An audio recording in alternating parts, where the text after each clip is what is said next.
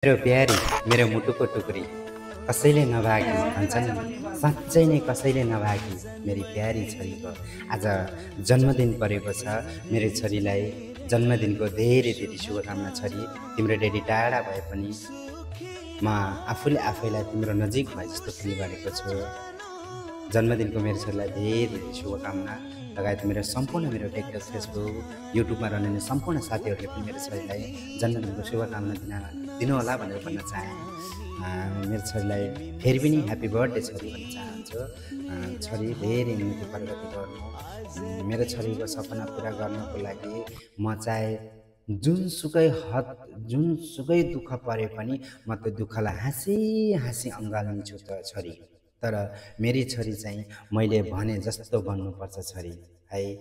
दुनियाँले मेरो छोरीलाई चिनाउनु, छोरीकै नामबाट मलाई आफूलाई चिनिन पाउँदा पनि मलाई गर्व लाग्नेछ। फल्नाको बाबा मम्मी भनेर चिनिन पाउँदा पनि मलाई आफूलाई एकदमै गर्व फिल हुनेछ छोरी। मेरो छोरीलाई फेरि पनि धेरै धेरै शुभकामना। भगवान्ले सधैँभरि मेरो छोरीलाई रक्षा गर्नुहोला। मेरो छोरीलाई मैले धेरै भगवान्लाई साँझ बिहान 2 हात जोडेर भगवान् छोरीको लागि मैले प्रार्थना गरेको। गर्दा मैले छोरी, भगवान्ले मलाई छोरी पनि दिनुभयो। राम्री छोरी छन्। जस्तै गरी भगवान्ले मेरो पुकार सुन्नुभएको थियो, त्यस्तै गरी भगवान् मेरो छोरीलाई दुनियाँले चिनाउनु, मेरो छोरीकै नामबाट फल्नाको ड्याडी मम्मी हुन् भनेर मलाई चिनिन पाउँदा पनि मलाई आफूलाई एकदमै गर्व फिल हुनेछ।